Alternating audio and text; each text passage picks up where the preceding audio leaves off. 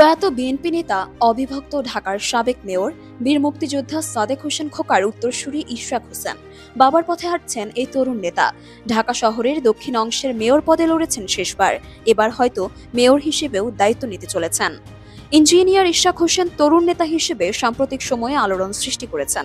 বিএনপির তরুণ নেতাদের মধ্যে তিনি অন্যতম। পুরান ঢাকায় সাদেক হোসেন খোকার জনপ্রিয়তার অবিসংবাদিত উত্তরাধিকার হয়ে ইশরাক হোসেনও নিজের নেতৃত্ব গুণ দিয়ে কর্মীদের আস্থা অর্জন করেছেন।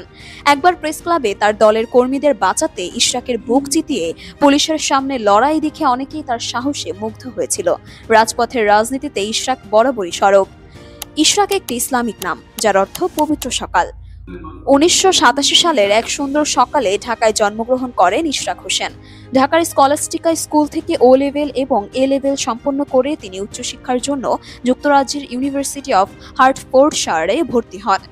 মেকানিক্যাল ইঞ্জিনিয়ারিংয়ে স্নাতক ও স্নাতকোত্তর ডিগ্রি অর্জন করে ইশরাক হোসেন ইঞ্জিনিয়ার হিসেবে স্বীকৃত হন। পিতা সাদেক হোসেন খোকার মৃত্যুর পর রাজনীতিতে সক্রিয় হন ইশরাক। তিনি সাদেক হোসেন খোকার বড় ছেলে। 2020 সালে ঢাকা দক্ষিণ সিটি কর্পোরেশনের মেয়র নির্বাচনে ইশরাক হোসেনকে মনোনয়ন দেয় বিএনপি। সেই নির্বাচনে বেশ আলোচনার সৃষ্টি করেন ইশরাক। নির্বাচনে আওয়ামী লীগ প্রার্থী তাপসের শক্ত প্রতিদ্বন্দ্বী হিসেবে আবির্ভূত হন তিনি। এত অল্প বয়সে ঢাকা দক্ষিণের মেয়র হিসেবে ইশরাককে বেছে নেওয়ার কারণ সে সময় ব্যাখ্যা করেছিলেন বিএনপির মহাসচিব মির্জা ফখরুল ইসলাম আলমগীর। তিনি বলেন, ইশরাক হোসেন প্রকৌশলী, তার একটা ব্যক্তিগত পরিচয় আছে। আমাদের ঢাকার সাবেক মেয়র প্রয়াত সাদেক খোকা সাহেবের বড় ছেলে তিনি। যদিও তিনি একেবারে নতুন, তবে নতুনদের মাঝে তার একটা বড় আকর্ষণ থাকবে, প্রভাব থাকবে। বিশেষ করে তিনি উচ্চশিক্ষিত ইঞ্জিনিয়ার, মাস্টার্স করেছেন। তার চিন্তা শক্তি, মেধা, বাচনভঙ্গি সবকিছুই মোটামুটি ভাবে মনে হয় মানুষকে আকৃষ্ট করবে এবং করেছেও বোধহয়। সেজন্য আমরা মনে করছি যে ইশরাক হোসেন আমাদের একজন ভালো প্রার্থী। তবে সেই আলোচিত নির্বাচনে ফজলে নূর তাপসকে বিজয়ী ঘোষণা করা হলে বিএনপি এই নির্বাচনের ফলাফল প্রত্যাখ্যান করে এবং ভোট কারচুপি ও অনিয়মের অভিযোগ তোলে। 3রা মার্চ 2020-এ ইশরাক হোসেন ঢাকার প্রথম যুগ্ম জেলা জজ আদালতে নির্বাচনী ফল বাতিল এবং নিজেকে প্রকৃত বিজয়ী ঘোষণার আবেদন জানিয়ে মামলা দায়ের করেন।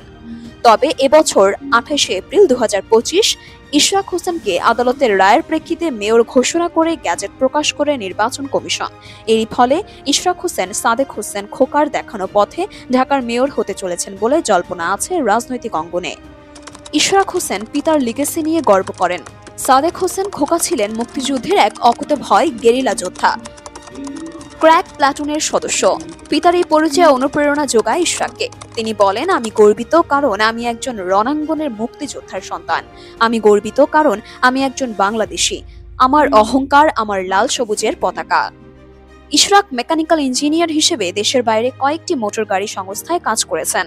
দেশের বাইরে স্থায়ী ক্যারিয়ার গড়ার সমস্ত সুযোগ ছিল তার। তবে বিদেশি ক্যারিয়ারের সুযোগ নয়, রাজনীতির ময়দানকে বেছে নিলেন ইশরাক। 1987 সালে জন্মগ্রহণকারী ইশরাক মাত্র 37 বছর বয়সে ঢাকার মেয়র হওয়ার পথে। মেয়র হিসেবে যোগদান করলে তিনি কতটা নগর বান্ধব, নাগরিক বান্ধব হবেন সেই উত্তর সময়ে বলে দেবে। তবে ইশরাক একবার বলেছিলেন, আমার স্বপ্ন বিশ্বমানের ঢাকা গড়া, একটি আধুনিক বাসযোগ্য নগরী, যেখানে নাগরিকেরা পাবেন সমান সুযোগ, সম্মান ও নিরাপত্তা।